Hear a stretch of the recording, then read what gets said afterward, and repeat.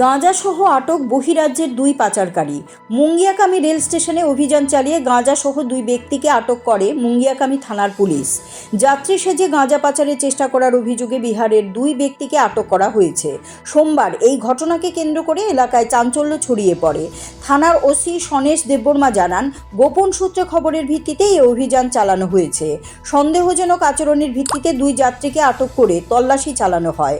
তল্লাশির সময় তাদের ব্যাগের ভেতর কৌশলে লুকিয়ে রাখা প্রায় 10 কেজি গাঁজা উদ্ধার হয়।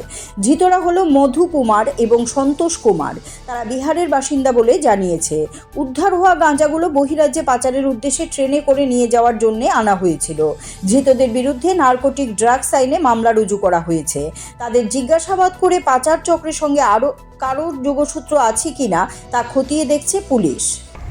आज दोपहर 1 बजे में हम लोग का पास एक सीक्रेट इन्फॉर्मेशन आया था। उसका अनुसार हम लोग 2 बंदा को डिटेन किया और उन लोग का बैग चेक करने के बाद हम लोग टोटल 4 पैकेट 10 केजी गांजा मिला और उसका मार्केट वैल्यू है अप्रॉक्स 1 लाख और उन लोग का घर दोनों का घर बिहार में है। और हम लोग अभी NDPS एक्ट के अनुसार हम लोग कार्रवाई करेंगे।